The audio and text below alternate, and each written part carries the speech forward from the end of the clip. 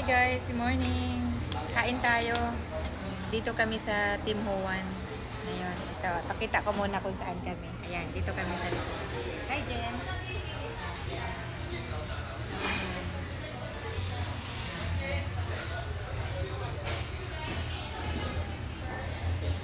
Yan. Ngayon, habang kaming kumakain, may kwento lang ako sa'yo. I-share ko lang yung experience today. Ayan. Ngayon kasing umaga, ito. Ah. Ito yung sarap Ito yung baked bun.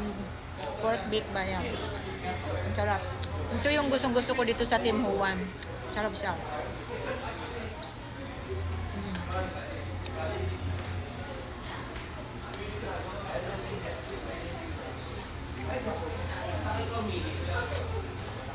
Ngayon, share ko lang yung experience namin.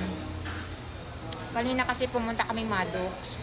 Ngayon, nagtanong ako dun sa may reception kung meron silang internal medicine. Ang sinabi nila, wala. Sabi ko, family doctors. Pati parehos lang yan. Sabi nila, ma'am, as in wala kaming doctors ngayon.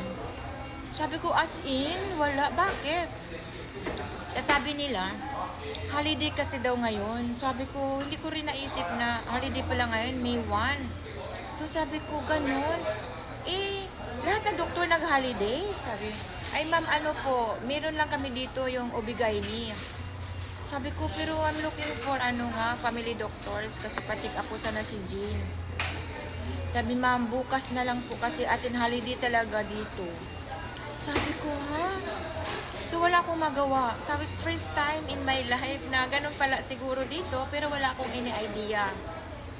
So, nag-isip ako, sabi ko, paano yun mangyari, no? Kasi hospital yan hindi malaking hospital yan, Maddox, Manila Doctors. Sabihin nila na lahat ng doktor nag-holiday.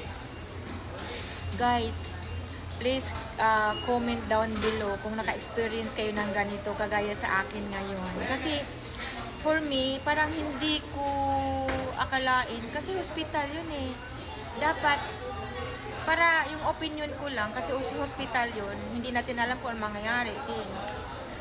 Dapat meron sigurong isa, no? Or dalawa. Hindi yung totally close, as in wala talagang doctors. Ayun, kaya napaisip ako na kailangan i-share ko to sa inyo para next year kung mapunta kayo sa hospital, meron kayong idea. Pag sinabing May 1, huwag na kayong pumuntang Manila Doctors. Hindi ko alam sa ibang mga tawag nito, bukod sa Maddox, kung saan pang mga